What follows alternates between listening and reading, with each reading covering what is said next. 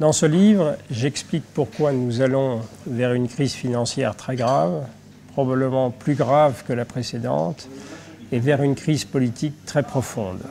Et les deux choses sont d'ailleurs liées. Sur le plan politique, les dirigeants nous disent en permanence qu'il faut dénoncer les populismes, faire barrage au populisme, et dans le même temps, ils nous disent qu'ils ne changeront pas de cap politique, qu'ils maintiendront la même politique. Dans ce livre, moi je ne dénonce pas les populismes, je dénonce précisément ceux qui tiennent ce genre de discours, parce que ce sont des discours irresponsables. Lorsque s'exprime la colère populaire, comme on le voit ces dernières années, eh bien il me paraît tout de même que c'est la moindre des choses d'écouter ce que disent les peuples et d'adapter, de corriger sa politique. La politique qui est conduite depuis 30 ans par des dirigeants de droite ou de gauche, d'ailleurs, il n'y a pas beaucoup de différence. C'est une politique qui nous conduit vers le tout libéral, c'est-à-dire la déréglementation dans tous les domaines. On a vu dans le domaine financier ce que cela a donné. Et maintenant, on envisage, on le fait d'ailleurs de manière insidieuse depuis quelques années, de poursuivre cet effort de déréglementation dans tous les domaines, dans le domaine social. Les Français sont très attachés au modèle social, et à juste titre, ils en sont fiers. Et par ailleurs, on poursuit une politique, et là aussi de manière insidieuse, vers le fédéralisme européen, alors que 3 Français sur 4 disent qu'ils ne veulent pas davantage d'intégration politique. Par conséquent, la moindre des choses, là aussi, ce serait de tenir compte des réactions des peuples, et puis, si on veut poursuivre dans la même direction, au moins de consulter les gens, de procéder par référendum.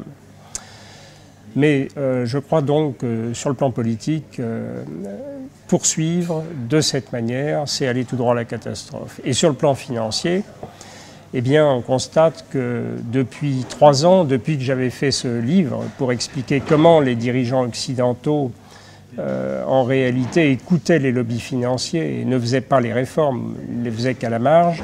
Depuis cette époque, la situation financière internationale s'est terriblement détériorée. Les banques centrales créent de la monnaie comme jamais dans l'histoire, jamais dans le passé, notamment la Banque centrale européenne, depuis 2 ans, en achetant massivement de la dette publique, en contradiction d'ailleurs avec tous les traités. Cette politique a pour effet de créer une abondance de liquidités qui vont s'investir dans les actifs financiers, dans la spéculation, puisque l'économie réelle, en réalité, progresse très peu. En zone euro, depuis 10 ans, la croissance est en moyenne à 0, même si cela reflète des inégalités très importantes. Mais il y a un autre facteur qui me paraît très important, dans cette détérioration de la situation financière internationale, c'est le fait que la finance qui est peu réglementée ou pas réglementée, ce qu'on appelle la finance de l'ombre, le shadow banking, représente aujourd'hui près de 40% de la finance mondiale. C'est absolument considérable.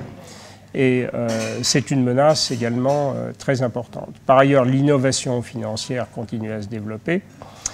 Et alors, en toile de fond de ces facteurs inquiétants, nous avons d'une part une croissance mondiale qui ralentit depuis 10 ans, c'est le FMI qui le dit, pour des raisons structurelles assez diverses, mais notamment le fait que la révolution numérique ne produit pas les effets escomptés, ce qu'on appelle le taux de productivité ralenti. Et puis par ailleurs, nous avons une croissance de la dette mondiale qui est considérable, aussi bien de la dette publique que de la dette privée. La dette publique a augmenté de moitié depuis 15 ans.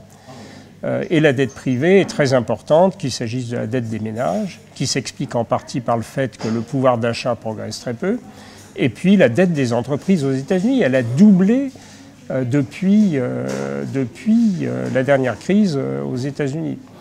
Donc ce sont des évolutions très inquiétantes parce que le jour où les investisseurs prendront conscience de cet endettement considérable, historique, avec une croissance qui ralentit, eh bien on voit bien que c'est quelque chose qui peut très mal se terminer.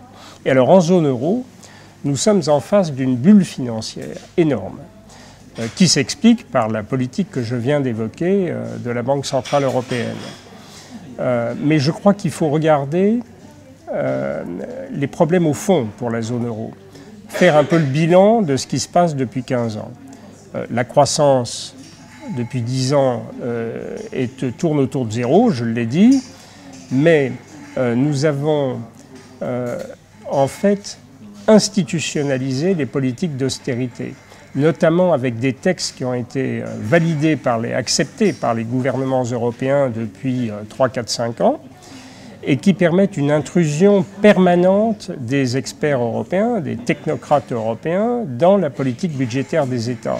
Ce qui pose tout de même un problème de la démocratie, à la vie démocratique, parce que les citoyens se rendent bien compte que leurs dirigeants, en fait, ne sont pas, dans bien des cas, à l'origine des décisions qu'ils annoncent. Même s'ils essayent de nous faire croire le contraire. Donc ça pose un problème de crédibilité des hommes politiques et puis surtout de généralisation de l'austérité, y compris dans des pays qui vont très bien, qui sont excédentaires, comme l'Allemagne par exemple. On nous a privés d'une partie de notre politique budgétaire, on nous a privés de la politique monétaire complètement, notamment en instaurant un système sinistre. On a remplacé des politiques de dévaluation qui agissaient sur les imports et les exports par une politique qui agit sur les coûts salariaux, c'est-à-dire sur les charges sociales et les salaires. Il n'y a pas le choix. À défaut de flexibilité monétaire, eh bien, on est obligé de pratiquer cette politique au niveau des coûts salariaux. Et alors cet ensemble, naturellement, crée des tensions très fortes. Et sur le plan politique, eh bien, on assiste à une multiplication des divisions entre les États, qui s'explique parfaitement depuis quelques années. Donc, les promesses n'ont pas été tenues, prospérité, croissance, union politique renforcée, c'est l'inverse qui se produit. Alors, face à ce tableau qui n'est pas très gai, qui est un petit peu sinistre, que faudrait-il faire? Moi, je pense que le cœur du redressement, le cœur de l'action de redressement, c'est de restaurer la primauté du politique. Primauté du politique sur la finance internationale, c'est ce qu'on appelle la gouvernance internationale, qui n'existe plus aujourd'hui. Il suffit de lire les communiqués du G20 pour le comprendre. Et par ailleurs, primauté du politique sur les experts de Bruxelles, qui ne sont pas élus. Et ça s'appelle la souveraineté nationale. Donc, j'explique dans mon livre, je présente des pistes pour montrer comment on peut aller dans cette direction, instaurer rétablir de la flexibilité dans le système monétaire européen. Ça me paraît absolument indispensable, sinon nous risquons d'aller vers une catastrophe, vers un véritable effondrement. Et d'ailleurs, je suis frappé de voir que dans la campagne présidentielle actuelle, en fait, les choses continuent comme avant, c'est-à-dire qu'on aborde très peu ces problèmes. On ne parle que très peu, pas du tout, du problème de ce déséquilibre entre la finance et l'économie. On parle très peu des problèmes de la zone euro. Et on ne parle pas du problème qui est peut-être le plus important et que j'aborde dans mon livre sous l'angle financier, c'est le problème du climat.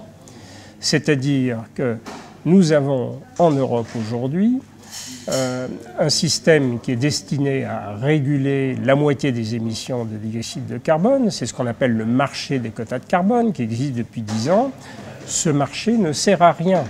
C'est-à-dire que le prix de la tonne de carbone aujourd'hui sur ce marché est à 6 €. Pour qu'il soit efficace, il faudrait qu'il soit à 30. Par conséquent, c'est extrêmement grave. Si nous ne prenons pas les mesures immédiatement, eh bien après il sera trop tard. Le climat, c'est le seul domaine dans lequel l'évolution est irréversible. Donc vous voyez bien, 3 problèmes qui devraient être au cœur de cette campagne présidentielle, qui sont au cœur de la préoccupation des citoyens. Moi je le vois bien en allant débattre dans toutes sortes d'occasions, mais dont nos dirigeants politiques ne tiennent pas compte.